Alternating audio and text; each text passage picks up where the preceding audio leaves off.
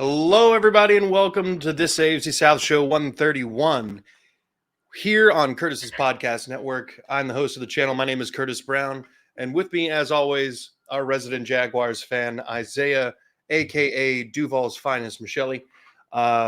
With us, representing the Colts, speak softly and carry a big stick, Jeffrey Steckel. And we don't have a Titans fan this evening, but I think it'll be pretty easy to talk about the Titans this week. So, what a weekend of games. We all kind of shat the bed, with the exception of the Titans, who somehow were able to beat the Dolphins. And we'll get into that last because that's the only highlight of the weekend, really, other than some injuries. Before we get into anything, though, housekeeping. We got 414 subs at the time of this recording. We're trying to pump those numbers up. Those are rookie numbers. We'd like to get 420 as our small goal for obvious reasons. And then, of course, 1,000 is the long-term goal, and then we'll go from there. But if you could help us along the way, that'd be great. Don't forget to hit the notification bell so you don't miss any future content. 35 like goal on this episode. We did not get close to it at all last time. I'm still going to keep hammering it until it happens. So hit the thing, and let's get this. Boys, how are we doing tonight? Better that it's the day after the day after. Yeah. Yeah, no shit. Yeah, the bruises started to go down a little bit. You put a little bit of ice on it. It's starting to feel a little bit better. It's not quite as stiff when you move it. Yeah. Jeff has left the chat. It's still stiff, but for all the wrong reasons. Well, let's talk about one of the more abysmal games this weekend. Let's talk Texans-Jets. This game was rain-soaked, and it was also pain-soaked. Oh, yeah. First reception of the game, Nico Collins goes down with a calf injury after just barely eclipsing with that reception 1,000 yards for the first time in his NFL career. We're hopeful that he'll be able to make it next week, but we'll see. C.J. Stroud left the game in the fourth quarter after an abysmal 10 of 23 performance. And he's now in concussion protocol, and we may end up trotting Davis Mills out versus the Titans. This was not a good game. This was not fun to watch. The first half was 0-0. It didn't get any sort of exciting until the third quarter, midway through, when the Jets finally got on the board, and then they double dipped. They were able to make the Texans make simple mistakes and capitalize on them. They were able to, the weather had a lot to do with it, I think, because there was a lot of drops. I saw at least 4 drops as I was frantically running around the restaurant I work in, because we were in the middle of the busiest day we've ever had at that store. And I'm just walking by like, son of a bitch. Oh, God dang it. It was no good. We finally get a touchdown punched in with Devin Singletary, who by far had the best day in a Texans uniform, at least on offense, with 13 carries, 65 yards, and a touchdown. And then Matt Amendola comes out and misses the extra point. Woo! Yeah. So we couldn't get anything going, and at that point it was 14-6. And then the Jets just never stopped kicking field goals, and they got one late touchdown. And here we are, 30-6 final score. The predictions we had for the game were thus: 20-9, Houston from Jeffrey. Isaiah, 28-24, Jets. So at least you got the right team on that one. I said 17-7 Texans, and Blake said 27-9 Texans. Isaiah, I have a fun little nugget to remind you of at the end of this podcast. Okay. Look, real talk, this was an embarrassing game. It was not going to be any sort of a game you're going to look back on fondly. This was just one of those games where the weather the team you're playing, the scheme that they run, they just like Robert Saleh knows what D'Amico Ryans does on defense. He was in the same building with the man for a few years in San Francisco. There's just not a lot of things that they were able to do that Robert Saleh wasn't able to find an answer for. Zach Wilson, as Isaiah had correctly predicted, did go over 300 yards. He was 27 of 36 for 300 over 300 yards and a touchdown. No interceptions. They threw 2 touchdowns. Two touchdowns. Hold on, I thought it was like just over 300, 2 touchdowns. Yeah. You threw one to Hall and Cobb. Yeah, you're right. There's a Randall Cobb sighting. Yeah, 2 touchdowns, 301. Had a 117.9 rating. Brees Hall was every bit of concerning as I was worried about him a little bit. 8 receptions, 86 yards, and a touchdown. Garrett Wilson, 9 receptions for 108. I mean, the defense wasn't able to stop anything. It was just porous football entirely, all the way through from bell to bell for the Texans. In the last few weeks here, we're pushing for the playoffs, and you're going to shit the bed like this. I don't know that this team is ready for the playoffs, even if they were to make it. With performances like that, I'd rather us miss. That way we don't have another instance like where we played the Colts in the first round and got put out 21-7 and just struggled the entire game. It was a rough weekend to be a Texans fan, and I've had a few people give me some crap about it in the last couple days. But boys, what were your thoughts on the game? I feel like these games were expected. But especially between the two of our teams. Just not against a team like this. I mean, I kind of expected, like, if y'all played like Baltimore, stuff like that, a score like this would happen. But against the Jets, man, I didn't see this coming. No. Yeah, it was absolutely abysmal. But it's rookie coach. There's a lot of new faces. I mean, there's going to be bad games. It's this team, the Texans, has like already kind of far exceeded where they were going to be. I think they were projected to be one of the worst. Fighting for that first overall. So there's going to be games like this. But yeah, it was. I only really saw bits and pieces on the red zone, but yeah, the Texans weren't displayed much. No. It wasn't great. When I saw 0-0, I'm like, oh, what a snooze fest. And then I saw 30-6. I was like, what the fuck? Yeah. So yeah, it's surprising, but yeah, CJ Stroud was having a great year, and then just kind of shit the bed in this one. And I don't even necessarily think you can. I just don't think you can put this game necessarily on CJ Stroud. The very limited things that I saw of the game, CJ Stroud was throwing passes to open dudes who were just dropping the ball. Like, I'm just saying, like, this is easily the worst game. Oh yeah, absolutely. It's not even close. It's definitely his worst game. And my fears were realized of getting him hurt behind a patchwork offensive line. Just happened a little later in the season than I anticipated. I hope that he comes back next week because Tennessee's finally looking like they've got something going on, and perfect time right before a division game. So, Isaiah? Yeah. Yeah, I mean, I don't know why I like Zach Wilson in this game.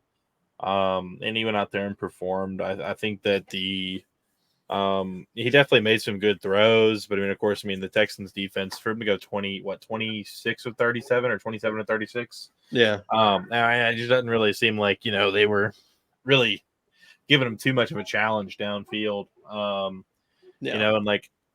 the past two games, Stingley's had like 3 or 4 picks in the past couple of games. Yeah. And I mean, for Zach Wilson to go out there and put on a show like that, I mean, it's just, again, this is a young team. It wasn't expected to perform super well this season, like Jeff said. They're definitely been playing above their means.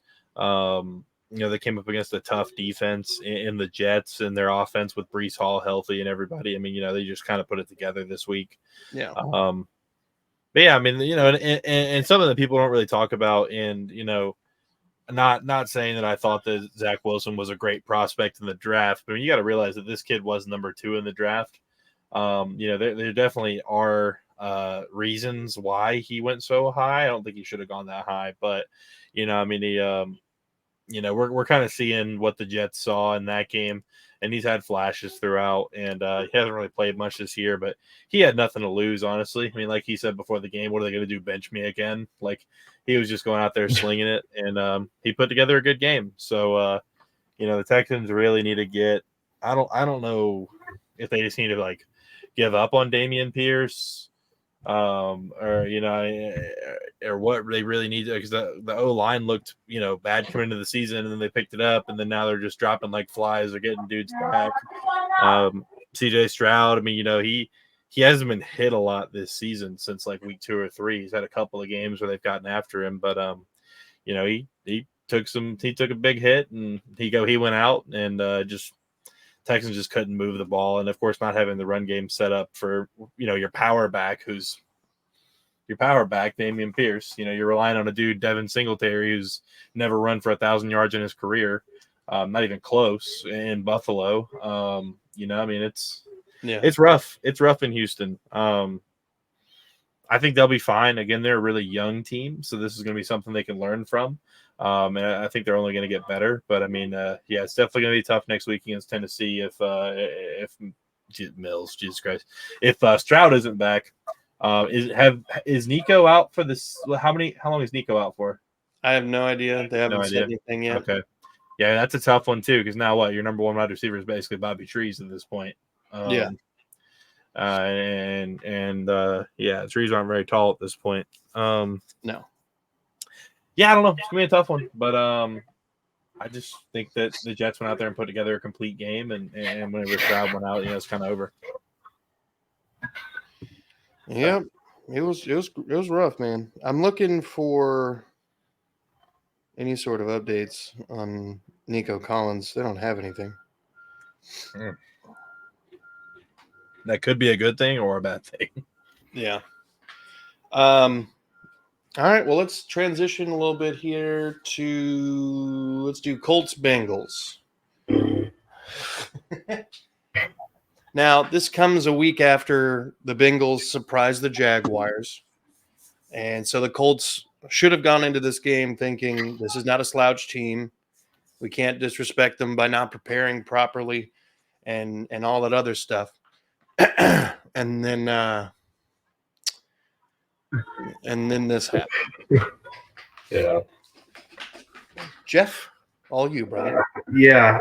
I'm going to start off by saying, I had a bad feeling that Cleveland Browns game a few weeks ago was going to come back and haunt them. That terrible officiating at the end of the game.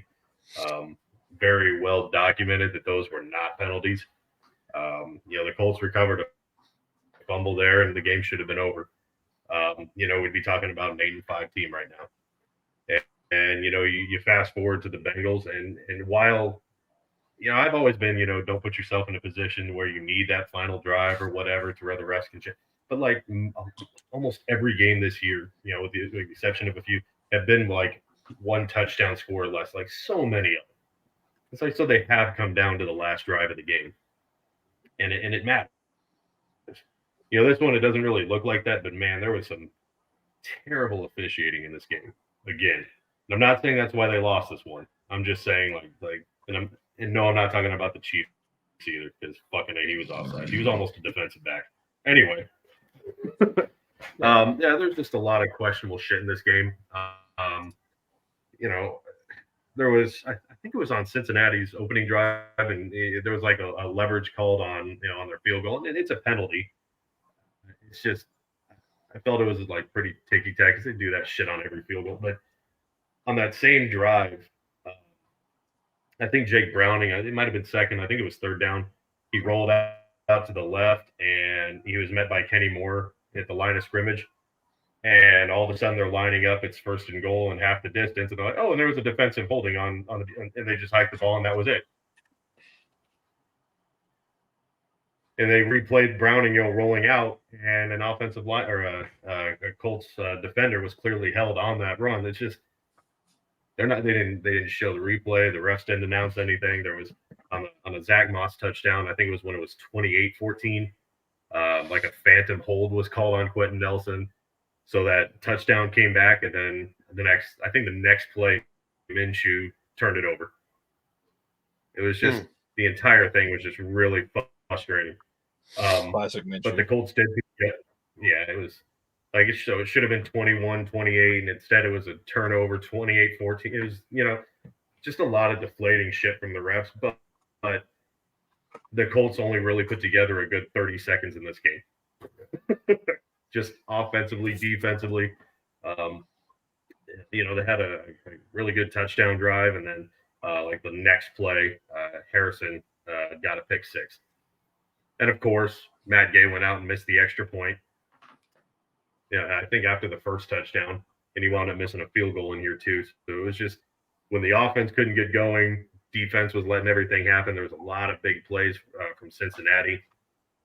And like there wasn't, not one receiver for Cincinnati, had monster stats. Brown, he had 80 yards on the touchdown. I mean, that's good, but it's not like 190 yards, whatever.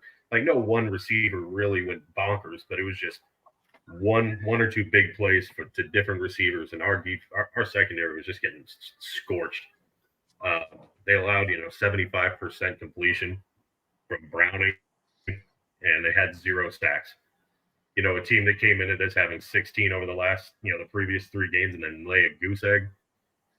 Like I'm sorry, with a quarterback like young quarter, you got to go after him. Like I don't understand why Gus Bradley is not calling blitzes. He's not being aggressive because he's Gus Bradley. And he's relying on the front. Yeah, I mean he's relying on his front four to do it, and up to that point they've been doing well, but at some point, like a half went through, no sacks. Like you need to adjust. You need to start bringing pressure, and nothing. Yeah. In our Minshew, he's okay. I mean he's pretty good. Nothing eye popping, but he wasn't terrible. It was the running game, couldn't get anything going. Zach Moss only had 28 yards. Yeah, you're just not going to win like that. Pittman had another great day. He almost did 100 yards. Zaire Franklin had another 14 tackles. But yeah, there's just not a whole lot of there wasn't a whole lot of positives coming out of this. And it's just one of those losses that hopefully they take to heart and learn from it and come angry next week. They're still in the wild card. They still have the spot. It's theirs to lose. So yeah, they got to get their shit together after this. And sometimes in football, man, you're gonna take a few licks, and you just gotta come out angry in the next game. Yeah, there was just nothing in this game could go right. Special teams had a fuck up. I think I don't know if he fumbled. I can't remember what happened, but there was a big special teams gaffe. There was, Matt Gay missing an extra point, a field goal. There was Minshew throwing an interception. Our secondary was getting torched. Like just nothing was going right at the same time except for that 30 seconds at the end of the half. Yeah. It was a disaster. Without that, man, we would have gotten the fuck out in this game. Yeah. Isaiah and I, before the start of the previous pod, were joking to ourselves, man, what if the Bengals won this game? And when it comes down to score predictions, we had Jeff said the Colts would win 27-20. Isaiah had 34-19 Bengals. I had 24-21 Bengals, and Blake had 20-17 Cincinnati. So, three of us got it right. There was just something in the air this weekend. I had a feeling that all of the teams were going to lose in the South this weekend. Damn, that was close. Yeah. Yeah. Damn. I put too much faith in the Colts. I should know better by now.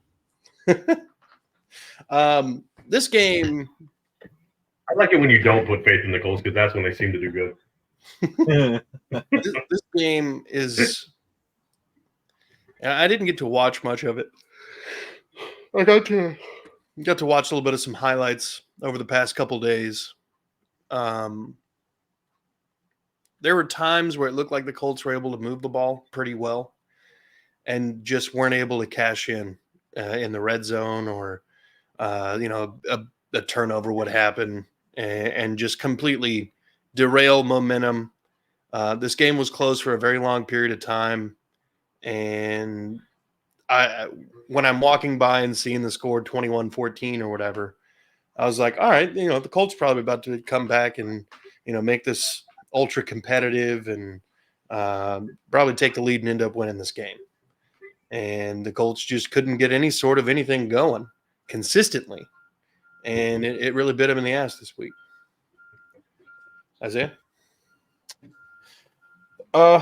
Yeah, I mean, after how the Bengals played Jacksonville last week, it was kind of felt like to me they're playing really well right now. Browning has been playing well. Do we need to have the conversation of is Joe Burrow a system quarterback? Not yet, but it looks more and more every week like that just might be the case. They didn't really kill the Colts through the air necessarily in terms of like Jeff said, where they were just one specific player just absolutely dominating them. They were spreading the ball around. Just wasn't a good game offensively from the Colts. I don't really know what the game plan is. I do know, of course, their defensive coordinator lacks the ability to adjust to literally anything that anyone does. He relies on the talent of his players in a very basic scheme, and if they don't actually do anything, it just completely derails the whole scheme. That was like 2017 in Jacksonville. The only reason we were so damn good is because we had the players who could do it and all the time. Versus, sometimes the Colts secondary needs a little bit of extra help. And if you're not sending an extra defender after the quarterback or dropping somebody extra a little deeper, it's not going to do anything for you. So, just the lack of ability to adjust to what was being shown. It just ended up coming out with a good win for Cincinnati and one to learn from for the Colts. Yeah, for sure. Yeah, it was just the last few games they were that their front seven was specifically their front four was really getting after it, and they couldn't get to them. Their protection was Cincinnati's line it hasn't been great historically, and I don't know why after a half of no sacks why you didn't bring a little more heat. I'm not really sure what other than especially like you said with Gus Bradley just. I don't understand it. Like bring 5, bring 6. I don't know why he decided to keep sitting back and letting it happen. Yeah, I don't know. It's really frustrating. Yeah, like you said, I mean, just like no sacks in the first half. You'd think they would try to send a little more pressure, but they just sat back on it, and Gus Bradley did out. Gus Bradley did the Gus Bradley thing. Gus Bradley. What a man. Yes, right. All right. Well, let's get into the next game. Jacksonville traveling to Cleveland. A matchup of two teams without – well, I guess – no. I was about to say two teams without their starting quarterback, but T-Law played. Still look – Jaguars are trying to figure it out right now. That's really what this is. They're just trying to figure out who they are and what they bring to the table. Oh, shit. Isaiah, go for it, brother. I mean, we're not trying to figure out who we are. We know exactly who we are. We're an explosive offense with the 29th ranked offensive line. I mean, it's hard to let stuff develop and hard to give Trevor Lawrence time to throw passes downfield whenever our offensive line is just getting pushed into his lap every play. Not to mention limited mobility on the ankle. I mean, he looked good, but I mean, like movement wise, but he still definitely had some little bit of restriction there, taped up ankles, everything. Yeah, I mean, outside of a couple of, really just one or two. Oh, Jesus Christ. Really outside of like one or two errant throws. One of them being that long pick down the field, whenever he overthrew, I think Calvin Ridley, if I'm not mistaken. I mean, it's just one of those things that we're just not communicating well. Calvin Ridley, I mean, he looks bad. He's not putting in the effort that he should be. He's really, I mean, realistically, when it comes down to it, he's not living up to us re-signing him. I don't see us bringing him back at this point, unless he just absolutely balls out in the last couple of weeks and like goes and we win the Super Bowl because he's so good.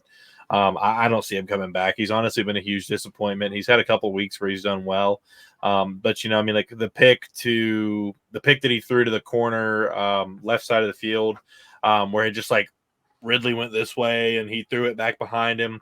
It was supposed to be either supposed to be like a quick out, or it was supposed to be like a like one of those like fake inside and come back underneath, and he just didn't do it. He just fucking turned and ran. Trevor Lawrence in the press conference afterwards mentioned multiple times, we need to get on, we need to communicate better. Like, must have been some miscommunication or, some misunderstanding. Like, it's kind of just the fact of like, literally one of those interceptions was on Ridley, went the wrong way. And then later in the game, we ran the exact same play and Trevor threw the ball the exact same place on an anticipation throw. And luckily the corner dropped it that time, but it had a very similar effect where Calvin Ridley fucking took the wrong step, and sure enough, the ball fucking went right into the defender's hands. A couple of bright spots, and people are crucifying him over the fumble. Shut the fuck up. Who cares? He's a kid.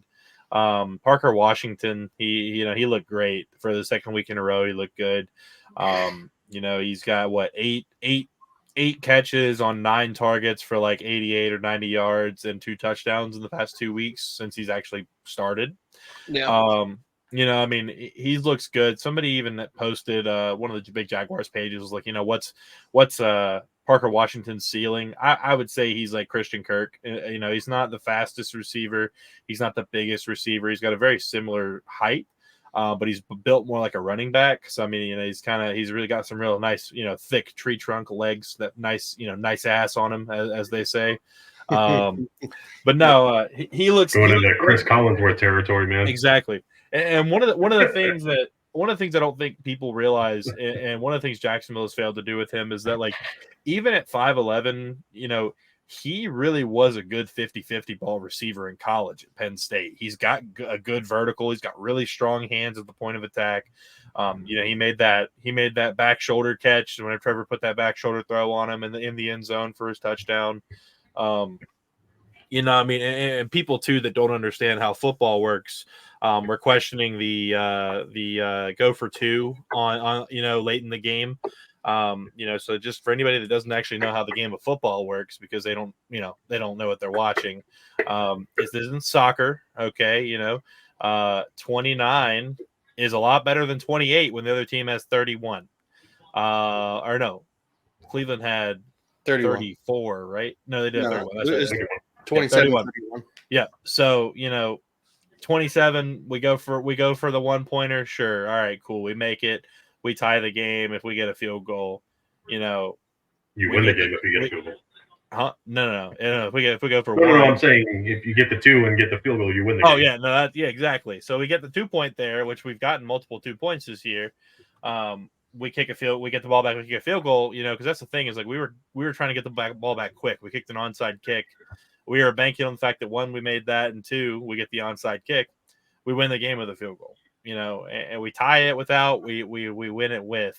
And, as we've seen, like in the Ravens game last year, Doug Peterson's not trying to go into fucking overtime. Okay. Doug Peterson's trying to win some fucking football games. And, it is what it is. It happened. It's over. People are trying to blame Press Taylor. I mean, Press Taylor can't go out there and fucking be the left tackle. Trevor Lawrence was sacked almost immediately when the play started. Myles Garrett just absolutely bullied our left tackle, Ezra Cleveland, who was making his first start at left tackle in 2 years. He was out there by himself against arguably the best defensive end in the league this year. It is what it is. We were attacking Garrett a lot all game, giving him chips and stuff, but it happens. I don't know, man. Our defense just, again, Swiss cheese.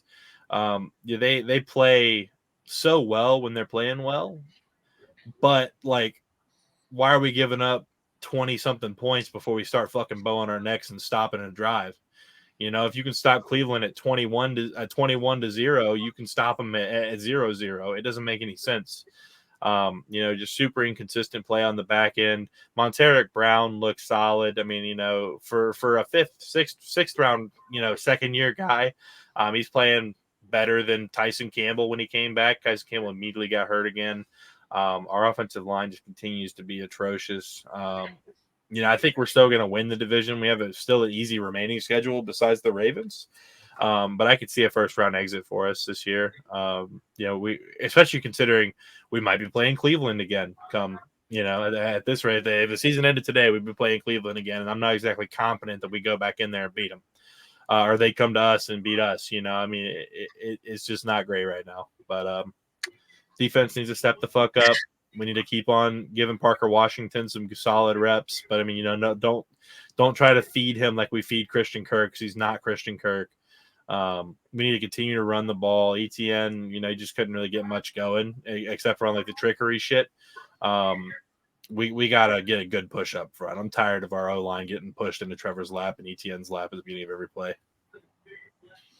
Agreed. I don't understand how the Jags lost this game. Like, the Browns in theory have no offense. It's Joe Flacco, who hasn't been good since the Ravens. Super Bowl winner Joe Flacco. Yes. That run was amazing. I'm just saying. That's one of the greatest. That's one of the most historic QB runs of all time. It was amazing. Let's get into some of our predictions for this game. Jeff had Cleveland winning 17-14. Isaiah had Jacksonville winning 31-14. I had Jacksonville winning 21-3. And Blake said if T-Law 24-13 Jacksonville. So Jeff's the only one who got the team right. Look, we're not doctors. It's hard to tell what these guys are going to do out there. But that was an unexpected game. Yeah, this season, this shit is definitely rocket surgery. I don't know what the fuck's going on, Yeah. And the AFC is just cannibalizing itself right now in such a vicious manner. It is ridiculous. There's so many teams in the AFC right now that are like between 6 and 9 wins. It's ridiculous. It's crazy to think that 7th place in the AFC can go to like 4th place in 1 week. Just depending on what happens right now. If the Ravens just have a faux pas the last couple weeks, like, they could still, like, the Ravens they're 10-3 right now, right? Mm-hmm. Yeah. I told somebody too, Jacksonville's going to go out there and they're going to dump off the Ravens and beat them, and then they're going to drop like 2 more games against the easier teams. Yeah. Well, traditionally we play well against the Ravens, but for some reason we're going to lose to the Bucks or the Panthers or somebody. Yeah. All right. Yeah. Well, look, I think I said in an earlier podcast, I'm not really sure what's going on. Like, are defenses just playing much better against quarterbacks, or is like the playing field a lot more level? Like, your quarterback's just not as good. Like, there's no like there's Patrick Mahomes, but even he's not having a granted he has shit receivers right now except Kelsey, but like there's no like clear like just an incredible performance from CJ Stroud was doing great, and then he kind of shit the bed this week, but like there isn't anyone that's really pulling away with that. Like, he is clearly the greatest in the game. Yeah. And then there's like someone right behind him. Yeah. Like, it's just it's like the playing field more level. Like, I feel like there's a lot more uncertainty with a lot of these games. Yeah, if a QB wins the MVP this year, they just need to like create a different award at this point. Yeah. Because I definitely think that either Tyreek or Christian McCaffrey deserves it at this point in time. There's a good chance that we won't have a single quarterback break 30 touchdowns. If they do, they won't get 35 this year. Yeah. Joe Flacco, man. Hey, respect to Joe Flacco. I'm just saying, man. He's played like what 7-8 quarters, and he's one less touchdown than Kenny Pickett. Yeah. Hey, respect to Joe Flacco. That man, hey, great quarterback, all time. I'm just saying, all timer, man. Yeah, I didn't think it would be this high of a scoring game, but I just had a feeling Cleveland was gonna take it. The offense was alive under Joe Flacco. Yeah, that's insane. All right, let's talk about the last game. Fucking. Yeah. All right. So, obviously, the last game, the biggest surprise of the weekend. But before we get right into that, Isaiah, do you remember what you said that you would do if the Titans won? Buy a Will Levis jersey. That is correct. Oh, Jesus. So the Titans You need the receipt, baby. The Titans won 28-27 in amazing fashion against the Dolphins. I don't understand how the Titans have played the way they have this season and then come out and play the Dolphins so well that even with mistakes that were made on Will Levis's part, throwing that screen pick six, they were able to bounce back and not let things just bury them. They were able to respond perfectly in almost every given situation. They had a fourth quarter implosion in a 13-13 ball game and then just said, all right, hold my beer. We're down 14 points. Let's go get this dub. And they did. And I'm not going to lie. Nobody saw that one coming. Prediction wise, Jeff had 45-13 Miami. Isaiah said 54-9. I had 45-17 Miami, and Blake said 49-10. When I tell you that nobody expected this to happen, nobody expected this to happen. 13.5-point favorites, the Dolphins were, and they lose to the Titans. What the hell? Derrick Henry, 2 rushing touchdowns right when they needed them. Will Levis was, I don't know what the Dolphins were doing in the fourth quarter, but Will Levis was able to light it up with 7 completions of 20-plus yards or more. I mean, it was Will Levis's day. One big criticism I have of his performance, and it's going to be a thing that he and Anthony Richardson need to learn, it's how to slide, avoid contact. If you're going to be the franchise guy, you got to be out there on the field. And if you're not doing that, you're going to be in trouble. Okay, go. All right. If anybody wants to take over for a second. Yeah, I don't see how the Titans win games when Derrick Henry only puts up 34 yards, but yeah, they found a way. Will Levis, DeAndre Hopkins, holy shit. I think DeAndre Hopkins was sitting on my bench because I just didn't trust it against Miami, and I made that mistake. Yeah, based on those scores, we didn't see this shit coming. They got after Tua. He didn't throw any touchdowns. He didn't have a terrible day, but he didn't have a great day. I did, however, start Mostert in my bigger money league, and I appreciate the effort, Mostert. Yeah. I've had no dog in this fight, except it was never the Titans, but I do appreciate Mostert touchdowns. So yeah. The so, Titans defense, they're eating Tua for lunch. Yeah. Especially with no Big Jeff. That was kind of surprising. I think they had 4 sacks alone in the second half. Oh, that is so annoying. They only have the fucking game jerseys in the Oilers color. Boo. Mm. Are you looking at Will Levis jerseys? Well, yeah, I'm gonna buy one. I just like the stitched ones. I don't like the fucking screen printed ones. Yeah, I feel Yeah. that. And the alternate is $384. I'm not paying that for a fucking elite on field fucking Vapor Fuse jersey. So Nah, fuck that. I got a Stingley jersey coming. nice. Yeah, Nice. it's been a while Just in since time I for him to be a bum again. No kidding. probably. Anytime I bought a jersey, they usually don't stick around very long afterwards. I mean, I really like, I like Jonathan Taylor, but like, I had just gotten one of his jerseys, so I'm like, thank God they extended him. Yeah, I'm so tired of buying jerseys and they get rid of them like the next yeah. year. I mean, literally, the year I got the Deshaun Watson jersey was the year all of that started. Mario Williams, I got it like the year before he left. David Carr. I was a young man though when that happened. I still got an Andre Johnson jersey floating around. That's respectable though. You say what? Well, that's respectable though. I mean, it'd be like, I think I have a Dallas Clark jersey. Oh, Whatever.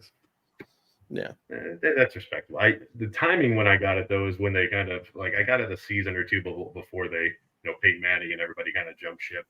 But Yeah, he's one of the Colts all time. So it's oh yeah, absolutely. Any more comments on this game?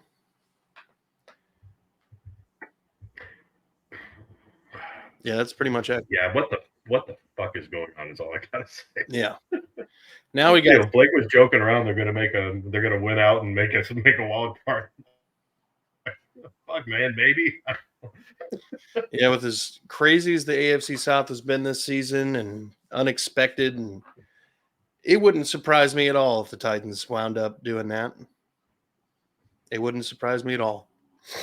They have to go through some interesting teams to get that to happen, but They'd have to win out and beat Jacksonville to make a wild card spot. They still wouldn't. Oh no, they have to win out They need a lot by beating the Texans twice and the Jags once.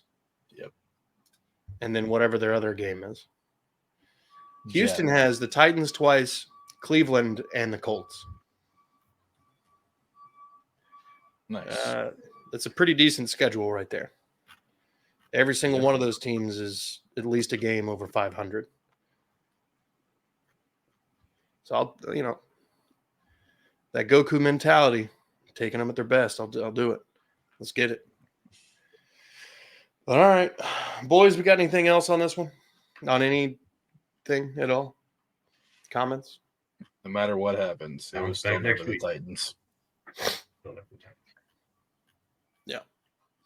Well, all right. Let's go ahead and call it here. Folks, I want to thank you guys for watching. I want to thank both of you for taking time out of your evenings to talk about your teams and the AFC South as a whole. Go ahead and hit the like, subscribe button. We're trying to get to 420 as our small goal for obvious reasons. And then 1,000 is the big goal, naturally. So if you go ahead and hit the like, subscribe button, hit the notification bell so you don't miss anything. 35 like goal on this episode. Folks, be good people. We are Texans.